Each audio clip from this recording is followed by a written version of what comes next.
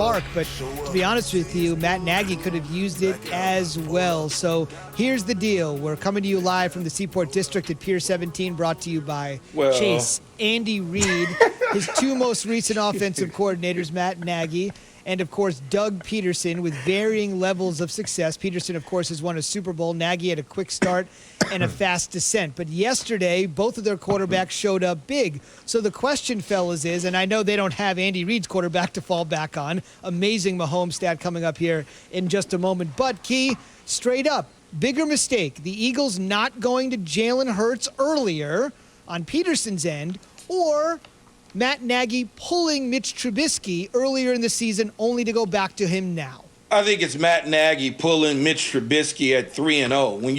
When you look at the situation, there was really no need to go to Nick Foles other than the fact that you had some familiarity with Nick Foles and you felt like, I traded for him, I signed off on this, now I have to prove to everyone that this is going to work. When Mitch Trubisky was 3-0 and he kind of, things were fine.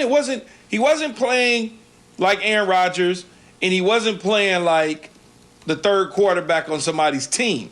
But you certainly made it feel that way to the people out there that don't really watch football, that just see it and hear about it in the media. Because when you're 3-0, no matter how you got there, you don't mess with the chemistry. You allow it to continue to keep going until such time that it's not working anymore. And then when you look at the Philadelphia Eagles on that side, they waited a little bit too late, but I also understand why they did it, because as I've always told you, Jay Will, you follow the money. And the money got caught up in this situation this time around for the Eagles, and it could ultimately hurt them at the end of the day.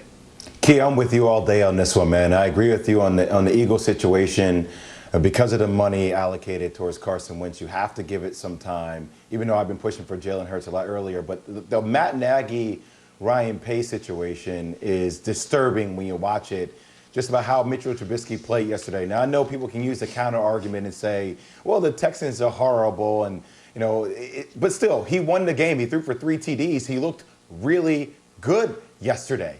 But imagine this, Keyshawn, for 1 second. Is there a chance that Matt Nagy and Ryan Pace can save their jobs if Mitchell Trubisky continues to play like this, if he plays at a hot pace? Can we be looking at a team at 6-7, just like the Vikings, that all of a sudden get hot later in the season? Matt Nagy now making that comment, our offense is finally starting to come together. Their defense stepped up. It was the first time you saw a complete Bears team. Is there a chance we can see both these guys employed next season? Here's how you do that, Jay.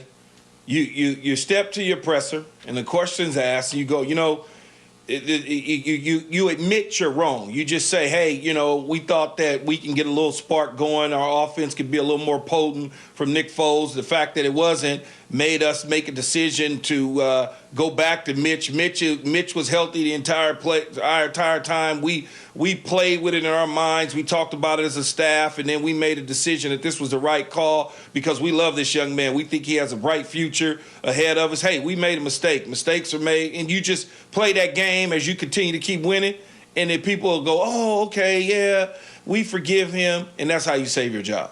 But, Key, how do you do this if Mitchell Trubisky continues to play well? You haven't signed him. Well, you haven't extended him, right? But you have Nick Foles for another 2 years. Yeah, but it's not that you haven't signed him. You didn't extend the fifth-year option. So you now get into a situation where you try to figure out if you want to move long-term with him. Not even necessarily long-term. You want to have him come back and, fight for a starting spot, battle it out. And I'm sure that I know they can't franchise him, but I'm sure they probably can do something to keep him on board for next spring to fight it out with whoever it is that they want to bring in and fight it out with. If it's Nick Foles, which they owe Nick Foles about $9 million of guaranteed money. If I was the Chicago Bears, I'd go to Nick Foles and say, hey, man, you need to take a pay cut, or we need to figure out how to extend you only as a backup and give Mitch Trubisky another shot if I'm coming back. But I don't know that they'll come back. I don't know that the Chicago Bears and their fan base want Pace and Nagy back, no matter what the season ends up like. Well, I was going to say, that's exactly what all my friends out in Chicago were talking about yesterday. They were like, look, it's great that we got a win. It's great that Mitchell Trubisky proved that he's better than Deshaun Watson for one day. But at the end of the day, we still don't want Matt Nagy around. We still don't want Ryan Pace around. We want to move on, and we want to continue to build in a rebuild type of direction. Couple things to mention here. Jeff Dickerson, our ESPN Bears reporter, is going to join us for his perspective at 7:45 a.m. Eastern, so hang tight for that. We should mention Key's talking about next spring for the Bears, what they might or might not do. From next spring, short-term, fellas, next week, right now, the Vikings sit in the 8th spot at 6-7. The Bears are in the 9th spot at 6-7. Oh, by the way, this Sunday, Chicago at Minnesota, gigantic game. Keep in mind, of course, the Bears started 5-1 and then petered out. The Vikings started 1-5 and played great football up until yesterday, when they obviously are going to be kicking themselves all the way back to the Twin Cities. Here's Mitch Trubisky on how he stayed locked in, as Jay said, for the one day he was better than Deshaun, who was devoid of a ton of weapons yesterday, by the way. No excuses. Mitch on staying on track. I think I was just so focused on what I need to do for my team that it really allowed me to block everything else out. Just the situation where we were in, being on that little losing streak. That makes you sick to your stomach. So I was willing to do whatever it took for the team today to just go out there and get a win. Whether it was handing the ball off every time or throwing it every time. Obviously, that's extreme, but I was willing to do whatever it took to get out here and get a win, and that's what we did. I thought we played really well today. It was a great team win. All three phases really stuck together, and we just got to continue to finish in the second half. Key, 24 for 33, 267 yards, 3 touchdowns. And there was one thing that we're showing here this morning, if you're watching on ESPN News, and something that you may have seen if you were watching the game yesterday. Just take me inside the mind of a wide receiver, a quarterback, the special connection they have. When Trubisky came off the field, drive after drive, Allen Robinson was right there just pounding his shoulder pads, just trying to pump him up. I understand you can't manufacture this stuff all the time, but when your quarterback is reeling and you see something like that, can that have long-ranging reverberating effects, or is that a thanks for showing up today, now let's do it tomorrow type deal? No, that just shows the relationship. Allen Robinson obviously has a relationship with Mitch Trubisky, and that just goes to show you that the team may have not been down on him as much as the coaches. Allen Robinson certainly knows that he's a guy who can get him the football, where Nick Foles, on the other hand, probably struggled to get Allen the football at times. And so when you look at it from a receiver standpoint, you always want to make sure you put your arms around the quarterback, not just selfishly for the football, but to make him know no matter what, you're behind him, you're with him. Now, people would say that's calling the game, or people that was watching the game could say, oh, he's happy he's getting the football, he's buttering him up. No, he knows what his teammate can do, and he probably has full confidence in his ability, even though us as outsiders, we look at it and say Mitch Trubisky can't play dead in a cowboy movie half the time. He knows, because he plays with him. He sees him every day in practice.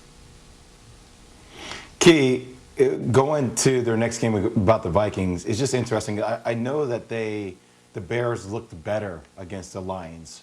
I know that they played against a Texas team that was actually just depleted in weapons. I feel so bad for Deshaun Watson, not only because he lost DeAndre Hopkins at the beginning of the year because of the ineptitude of Bill O'Brien, but we fast forward, now no Brandon Cooks, he didn't play. No David Johnson, he didn't play. Like, who is Deshaun Watson even working with? And Zubin, I know you said no excuses, but damn, who's he working with there on this team? How much confidence do you have in this Bears team against the Vikings, considering how good Dalvin Cook and these guys are playing? Well, you got a lot of confidence, Jay. You do?